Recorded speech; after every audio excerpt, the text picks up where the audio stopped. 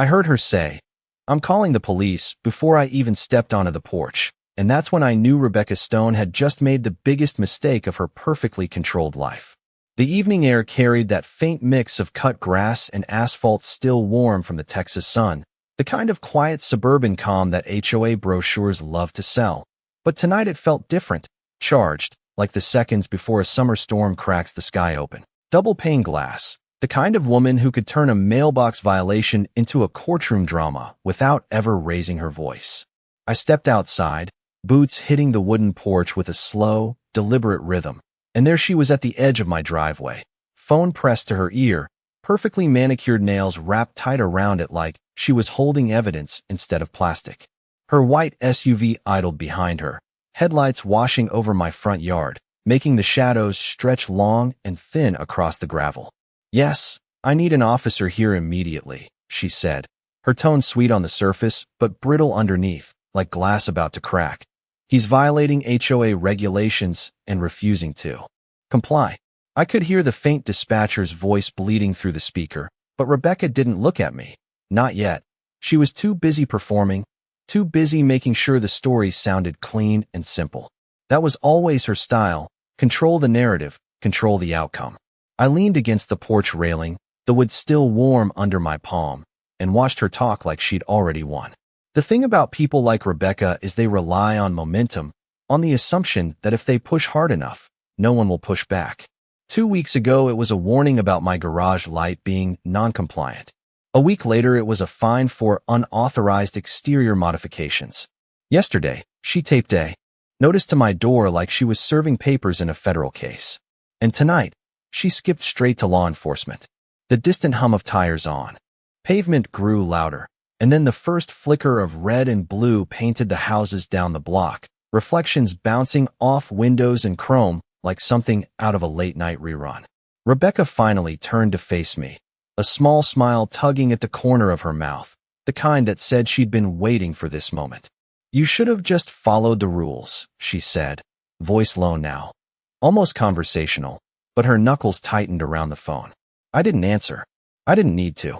Behind me, through the open front door, a faint clink of glass echoed from inside, followed by the quiet murmur of a voice that didn't belong to me, steady, familiar, and completely out of place in a situation like this. I could still smell the bourbon in the air from the kitchen, still feel the warmth of the conversation we'd been having just minutes ago. The patrol car rolled to a stop at the curb, engine ticking softly as it idled, and Rebecca straightened her posture like she was about to address a jury. She thought this was the moment everything would tilt in her favor. What she didn't know was that the real shift had already happened the second she made that call, and it was sitting right inside my house, finishing a drink. I have never been the kind of man who raises his voice to win an argument, because I learned a long time ago that the loudest person in the room is usually the one with the least control, and Rebecca Stone was proving that theory perfectly as the patrol car door opened with a dull metallic click that echoed down the street. The first officer stepped out, adjusting his duty belt, eyes scanning the scene the way experienced officers do, slow and measured, taking in details before forming conclusions. The second followed, younger, posture a little stiffer, notebook already in hand like he expected paperwork before conversation. The red and blue lights continued to pulse against the white siding of my house, painting everything in alternating colors that made the entire situation feel surreal, like a staged moment instead of real life. Rebecca took 2 quick steps forward, heels tapping sharply against the pavement, and immediately launched into her version of events without waiting to be asked, her voice suddenly softer, more controlled, the performance shifting from outrage to composed authority. She spoke about violations, about noncompliance, about repeated warnings, using words that sounded official but carried no real weight outside her small circle of control. I stayed where I was, leaning lightly against the porch rail, feeling the grain of the wood under my fingers, steady and familiar, a grounding contrast to the tension in the air. The older officer nodded occasionally, not agreeing, just acknowledging, the way someone does when they are letting a person finish before asking the real questions.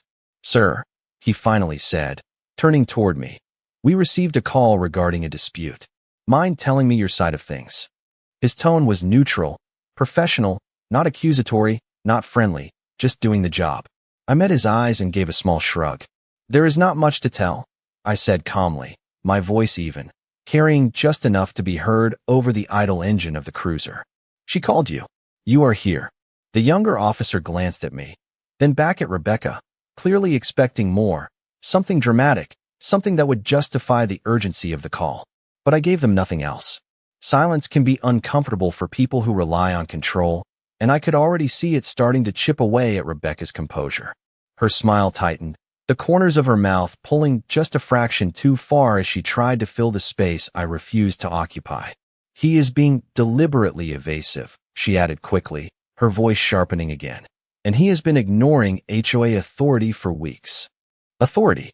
That word hung in the air for a moment, heavier than the rest, and I almost smiled, but I kept my expression still. Inside the house, another soft sound drifted out, the faint scrape of a chair against hardwood, followed by a low murmur that neither officer seemed to catch over Rebecca's continued explanation. I did not turn around. I did not need to. I already knew exactly what was happening behind me, and more importantly, I knew what was about to happen next. The older officer shifted his stance slightly, weight moving from one foot to the other, and there was a subtle change in his posture, a hint of recognition flickering across his face as his eyes moved past me toward the open doorway. It was brief, almost invisible, but it was there. Rebecca kept talking, unaware, still building her case brick by brick, convinced she was laying the foundation for control, when in reality, she was stacking it right on top of a fault line she could not see. The night air felt cooler now, a light breeze moving through the trees, carrying the scent of distant rain, and for a moment everything seemed to pause, like the world itself was holding its breath. I pushed off the railing and stepped aside just enough to clear the line of sight to the front door, not as a gesture, not as an invitation, just a quiet shift that changed everything without saying a word. The moment I shifted to the side, the older officer's gaze locked onto the open doorway behind me, and whatever he had been about to say died halfway up his throat like he had just recognized something that did not belong in a routine neighborhood complaint. The younger one followed his line of sight a second later, his pen hovering above the notepad, frozen midair as the quiet inside my house suddenly carried more weight than anything Rebecca had been saying for the last 2 minutes. She kept talking, still unaware, still weaving her version of control, her words stacking fast now, almost rushed, like she could feel something slipping but could not see what it was yet. This has been ongoing, she said, gesturing toward me with a sharp flick of her wrist. He has ignored every notice, every fine, every directive issued by the HOA. And at this point it is a matter of compliance enforcement. Compliance enforcement. She said it like she was quoting something official, like the phrase itself gave her authority beyond the boundaries of her own paperwork. The older officer's posture changed again, subtle but undeniable, shoulders straightening just a fraction, his attention no longer split between her and me but anchored somewhere behind us. I could hear it now more clearly, the low murmur of conversation from inside cutting off mid-sentence, followed by the soft clink of glass being set down on a wooden surface. The kind of small, ordinary sound that should not carry any significance, except in that moment it did. Rebecca finally paused, just long enough to notice that neither officer was writing anything down, neither was asking follow-up questions, and most importantly, neither was looking at her anymore. "Is there a problem, officer?" she asked, and for the first time since she stepped onto my property, there was a thin edge of uncertainty in her voice. Not fear, not yet, just confusion, like she had lost the script she was so used to following. I did not turn around, but I could feel the shift behind me, the presence moving closer to the doorway, steady and unhurried, the kind of movement that does not need to announce itself because it already carries its own weight.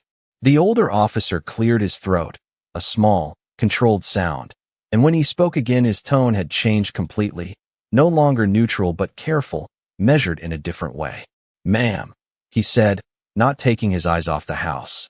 "Why do not we take a moment here?" Rebecca blinked, clearly not expecting that response, her composure tightening as she tried to regain footing. "Take a moment for what?" she pressed, her voice climbing just slightly. "I called because there is a violation, and I expect." She stopped mid-sentence. Not because she chose to, but because the sound of footsteps crossing the threshold behind me cut clean through her words like a line drawn across a page. Slow, even, deliberate. The porch light caught the movement first, casting a long shadow that stretched past me and onto the driveway, reaching toward the officers before the figure itself fully appeared. The younger officer straightened immediately, instinct kicking in before thought, while the older one's expression shifted into something unmistakable, recognition settling in like a weight finally finding its place. I let the silence sit there for a beat, just long enough for the moment to breathe, for the realization to begin forming in the only person who had not seen it coming. Rebecca's eyes moved past me, tracking the motion, and I watched her. Confidence flicker, just for a second, like a light struggling against a sudden drop in power. She had called for authority. She had expected it to arrive on her side. What she was about to understand was that authority had already been here the entire time, sitting 10 feet behind my front door, finishing a drink and listening to every word she had just said. The man who stepped out of my front door did not rush, did not hesitate, and did not need to announce who he was, because the reaction hit before the recognition fully formed, like a shift in gravity that everyone could feel at the same time. He adjusted the cuff of his sleeve with a small, absent motion, the kind you make when you have just finished a conversation and expect to continue it, not step into the middle of someone else's. The porch light settled on his face, calm, composed, and entirely out of place in what Rebecca had framed as a simple HOA dispute. The older officer straightened fully now, no trace of casual posture left, his hand moving instinctively to the brim of his cap, as if he had just remembered where he was standing. "Chief," he said, the word coming out low but clear, carrying across the driveway like a line drawn in concrete. The younger officer followed a half-second later, snapping to attention in a way that was less polished but no less immediate, his notebook lowering slowly to his side. Rebecca blinked once, then again, her eyes moving between the two officers as if she had misheard something, as if the word had not meant what it obviously meant. "Chief," she repeated, the confidence in her voice thinning, stretched too tight to hold its shape. The man beside me gave a small nod, nothing dramatic, nothing theatrical, just acknowledgement, and then his gaze shifted to Rebecca with a calm that felt heavier than any raised voice ever could. "Evening," he said, his tone even, conversational, like this was a normal stop on a normal night, except it was not, and everyone standing there knew it.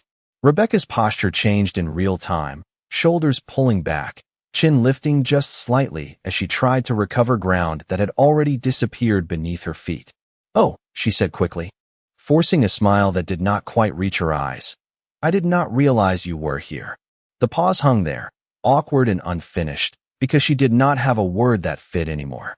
The chief glanced toward me briefly, a flicker of familiarity passing between us, then back to her. "I was invited," he said simply, and there was no need to explain further. The older officer shifted his weight again, but this time it was not uncertainty, it was alignment, his position now clearly defined without a single instruction being given. Rebecca opened her mouth, then closed it, recalculating, searching for a version of the situation where she still held control, but every path she tried to take seemed to circle back to the same point, the same realization settling deeper with every passing second. "Well," she began again, her voice softer now, more cautious. "There are still violations that need to be addressed." The words sounded smaller this time, like they had lost their structure somewhere between her mouth and the air. The chief tilted his head slightly, not dismissive, just considering, and the silence that followed stretched long enough for the weight of it to settle on everyone present. I could hear the faint hum of the cruiser, the distant chirp of crickets starting up in the trees, ordinary sounds filling the space where her authority used to be. He took one step forward onto the porch, not toward her, not toward the officers, just enough to stand fully in the light, and that was all it took. No raised voice, no dramatic gesture, just presence. Rebecca's grip on her phone loosened, her fingers shifting as if she had forgotten why she was holding it in the first place. For the first time since she walked onto my property, she was not directing the scene, she was reacting to it, and the difference was impossible to ignore. She had called for control. What answered her call was something she could not command, could not out-talk, and could not write a violation notice for. And standing there under the porch light, With the officers watching and the night pressing in around us, that truth settled in quietly, completely, and without a single word needing to force it into place. Rebecca tried to hold her posture, but it was slipping now in small, undeniable ways, the kind you only notice when you are looking for control and realizing it is no longer yours.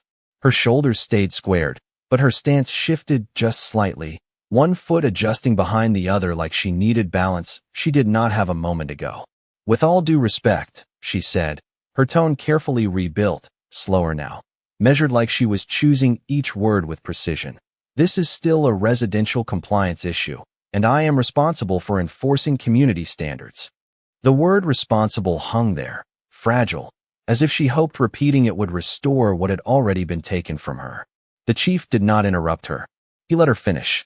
That was the first thing I had learned about him long before tonight. He let people show exactly who they were before he responded. The older officer glanced at him briefly, waiting, not for permission exactly, but for direction that did not need to be spoken. The chief nodded once, almost imperceptible, then looked back at Rebecca. I understand your concern, he said, calm, even, his voice carrying just enough authority to settle the air without raising it. But calling this in as an active police matter requires something more than HOA enforcement. Rebecca's lips pressed together for a fraction of a second before she answered, that small pause giving away more than anything she had said so far. He has refused to comply with multiple notices, she replied, a little faster this time, trying to regain momentum. And at this point it becomes a matter of escalation. Escalation. She leaned on that word like it was a lever she could still pull. I shifted my weight slightly, the gravel crunching under my boots, and for the first time since this started, I spoke again. You taped one notice to my door, I said, my voice steady, not raised, not defensive, just factual, and it referenced a guideline that does not apply to my property.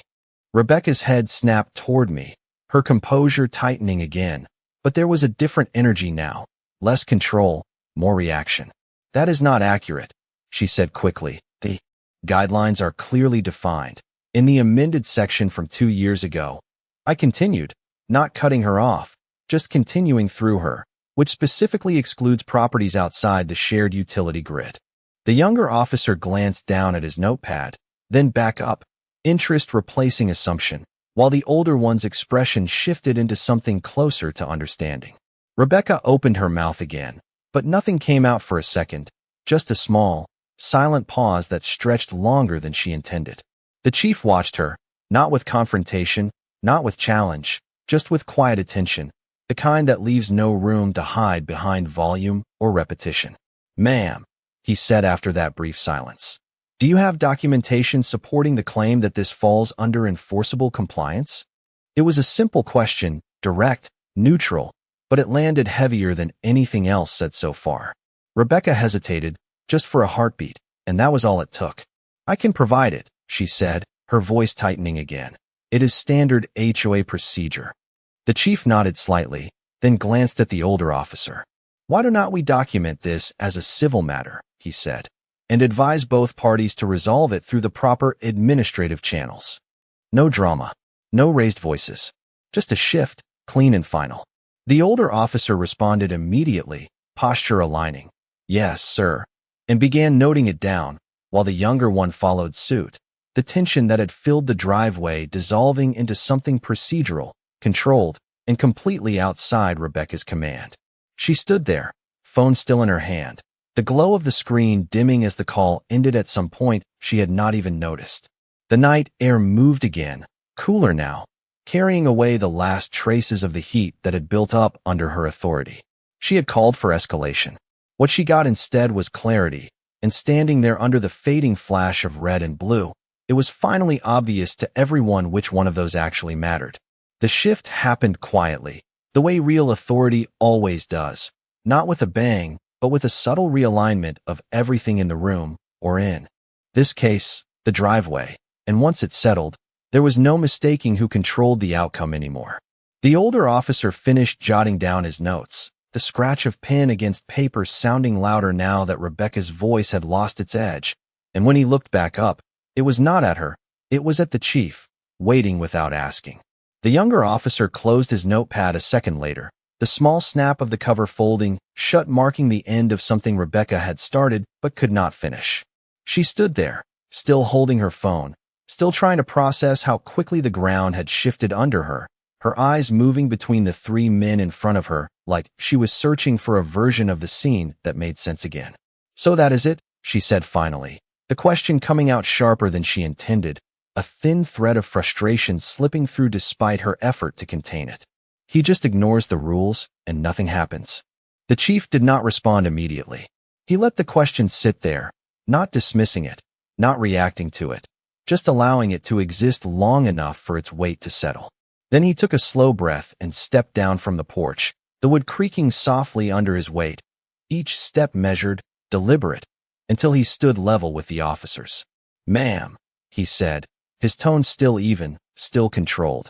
"This is not a criminal matter, and it does not require police intervention." He paused just long enough to make sure she heard every word before continuing. "If there is a dispute over HOA guidelines, it needs to be handled through the appropriate administrative or civil channels." Rebecca's jaw tightened, the muscles along her cheek flexing as she tried to hold on to something, anything, that would give her back the position she had walked in with. "But he is refusing to comply," she insisted, her voice lower now, less performative, more personal. "That affects the entire community." The chief nodded once, acknowledging the statement without validating it. "Then the community has procedures in place to address that," he replied, and there was a finality in his tone now, not harsh, not dismissive, just complete. The older officer shifted his stance again, turning slightly toward Rebecca, his voice professional but no longer tentative. "Ma'am, we are going to clear the call as a civil matter," he said, echoing the decision already made. "You can follow up with your HOA board or legal counsel if needed." The younger officer moved toward the cruiser, already reaching for the door, the routine of departure setting in like muscle memory. Rebecca did not move right away. She stood there, the porch light catching the slight tremor in her hand as she lowered her phone to her side, the glow of the screen finally going dark. The night had settled fully now, the flashing lights beginning to fade as the cruiser powered down, leaving only the soft hum of the engine and the distant rustle of trees in the breeze. I stepped back onto the porch, giving space without saying anything, watching as the last pieces of the moment fell into place. Rebecca looked at me then, really looked, not with authority, not with control, but with something closer to realization, like she was seeing the full picture for the first time and understanding exactly where she stood in it. She did not say anything else. There was nothing left that would change what had already been decided. The officers got back into their vehicle, doors closing with a solid, final sound, and as the headlights shifted and the car pulled away, the last traces of her escalation disappeared with it, leaving behind only the quiet truth she had not been prepared to face when she made that call. The sound of the cruiser fading down the street left a kind of silence that felt heavier than the noise that came before it, the kind that settles into the ground and stays there, and Rebecca stood right in the middle of it like she had not decided yet whether to leave or try one more time to take control of something that was already gone. The porch light hummed faintly above us, a soft electric buzz that seemed louder now, filling the space where her voice used to dominate just minutes ago. I could smell the lingering trace of bourbon drifting from inside, mixing with the cool night air, and behind me, I heard the faint shift of a glass being picked up. Again, casual, unbothered, like the interruption had never really mattered. Rebecca finally moved, just a small step forward onto the edge of the driveway, her heels clicking once against the pavement before she stopped again, turning her attention back to me with a look that was no longer sharp, no longer certain, but searching. "This is not over," she said, and the words came out quieter than anything she had said all night, less like a declaration and more like something she was trying to convince herself of. I held her gaze for a moment, then gave a slight nod, not agreeing, not challenging, just acknowledging the statement without giving it weight. "It never needed to be this," I said, my voice calm, steady, the same tone I had used from the start, the same one that had frustrated her because it gave her nothing to push against. Her expression tightened again, not with anger this time, but with something closer to frustration, like she was realizing that the fight she had built in her head did not exist the way she thought it did. "You ignored the notices," she said, her voice low, almost controlled again, reaching for something familiar. I leaned lightly against the porch post, feeling the cool surface against my shoulder.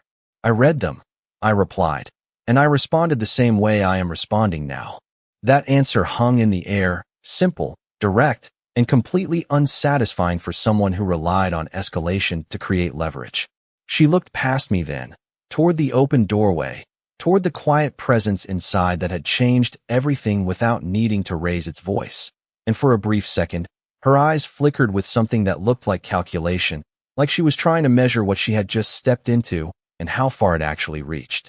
"You could have handled this differently," she said after a moment, her tone softer now, almost careful. I let out a slow breath, the night air cool in my lungs, and glanced back toward the doorway before answering. "So could you," I said. That was it.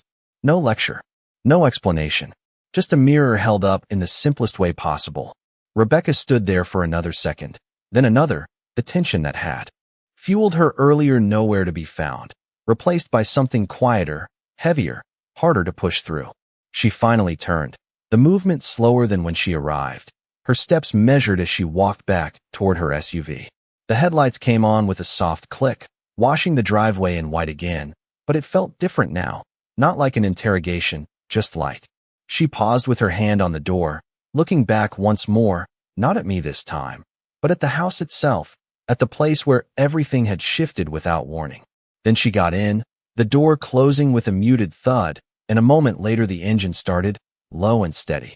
I watched as she pulled away, the tires rolling over the pavement with a soft hum, and as her taillights disappeared down the street, the last trace of her control went with them. Behind me, I heard the chief step closer to the doorway again, the faint clink of glass returning to the quiet rhythm of the night, like the interruption had simply been a brief pause in something that was always going to continue exactly as it had before. The night settled back into its natural rhythm the moment her taillights disappeared, like the neighborhood itself exhaled after holding its breath for something it did not fully understand, and I stayed where I was for a second longer, listening to the quiet, the kind of quiet that feels earned rather than empty. Behind me, the chief let out a low breath that almost sounded like a quiet chuckle, the faint clink of ice shifting in his glass following a moment later as he leaned lightly against the doorframe. "You handled that exactly the way I expected," he said, his tone relaxed now, stripped of the authority he carried outside, replaced with something more familiar, more human. I turned back toward him, stepping inside just enough for the warmth of the house to push back the cool edge of the night air, the soft glow of the kitchen light catching the polished surface of the counter where two glasses sat, one half full, one nearly empty. She was not interested in listening, I replied, closing the door behind me with a quiet click that sealed off the outside world like it had never been part of the evening at all. He gave a small nod, lifting his glass slightly before setting it back down again, the motion unhurried. "People like that usually are not," he said. "They rely on escalation because it works, until it does not."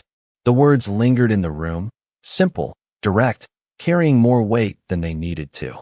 I walked over to the counter, the faint smell of oak and bourbon still hanging in the air, grounding, familiar, and poured a small amount into my glass, the liquid catching the light as it settled. "It stopped working tonight," I said, more as an observation than a statement of victory. He glanced toward the front window, where the street had returned to its normal stillness, no flashing lights, no raised voices, just the quiet outline of houses under porch lamps. "It stopped the moment she called for something she did not control," he replied, and there was that edge of authority again, not directed at anyone, just present in the truth of what he was saying. I leaned against the counter, feeling the cool surface through the fabric of my shirt, and let that sink in for a second. Outside, a car passed somewhere down the block, tires humming softly against the pavement, a reminder that the world kept moving no matter how dramatic a moment felt when you were standing in the middle of it. "She will try again," he added after a pause, not as a warning, just as a fact. I took a slow sip, the burn of the bourbon sharp at first, then smooth as it settled. "Maybe," I said, setting the glass down gently, but not the same way. He watched me for a moment, then gave a slight nod, like he agreed without needing to say it out loud. The thing about moments like that is they do not end with a loud conclusion. They fade, they settle, They become part of the ground you stand on moving forward. I walked back toward the living room, the hardwood floor creaking softly under my steps, and glanced once more toward the front door, toward the place where everything had shifted without warning. The porch light still cast its steady glow through the glass, unchanged, like nothing had happened at all. But I knew better. The balance had moved. Not loudly, not dramatically, just enough. And once it moves like that, it does not go back. Morning came in quiet, the kind of soft light that filters through blinds and thin lines and settles across the floor like nothing ever happened. But I could still feel it, the shift from the night before, sitting there in the space between routine and something more permanent. The coffee maker hummed in the kitchen, the smell of fresh grounds filling the air, steady and predictable, and I leaned against the counter with the same calm I had held onto the entire time, watching the sunlight creep across the edge of the table where the glasses from last night still sat, untouched since we left them there. Outside, the neighborhood looked exactly the same, trimmed lawns, identical mailboxes, the illusion of order that people like Rebecca spent so much energy maintaining. But I knew better now, or maybe I always did. Control like that only works when no one challenges where it actually comes from. Around 8:15, I heard the faint sound of tires slowing outside. Not urgent, not aggressive, just deliberate, and I stepped toward the front window, pulling the curtain back just enough to see her car come to a stop at the curb. She sat there for a moment, engine idling, hands still on the wheel, like she was deciding whether to follow through with something she had already started. Then the engine cut off. The door opened, and she stepped out. No clipboard this time. No phone in her hand. Just her, walking up the driveway at a slower pace than the night before. Each step measured like she understood the ground she was crossing now. I opened the door before she reached the porch, not as an invitation, just removing the barrier she had tried to use the night before. She stopped a few feet away, close enough to speak without raising her voice, but not so close that it felt like confrontation. I reviewed the documentation, she said, her tone controlled, but different, stripped of the performance, leaving only the substance. The section I cited does not apply to your property. The words came out clean, direct, no excuses attached, and for a second, the only sound was the distant rustle of leaves in the breeze. I nodded once, not surprised, not satisfied, just acknowledging what had already been clear. She exhaled slowly, her shoulders dropping just slightly, like she had been carrying something heavier than she realized. I will correct the record with the board, she added, her voice steady, and remove the notice. There it was. Not loud, not dramatic, just the outcome, placed where it belonged. I stepped aside just enough to lean against the doorframe, the wood cool against my shoulder. That is all I needed, I said. She studied me for a moment, like she was trying to understand something she had missed before, then gave a small nod of her own. No argument, no escalation, just acceptance of where things stood. She turned to leave, her steps lighter now, the tension from the night before no longer driving her forward. And as she reached her car, she paused for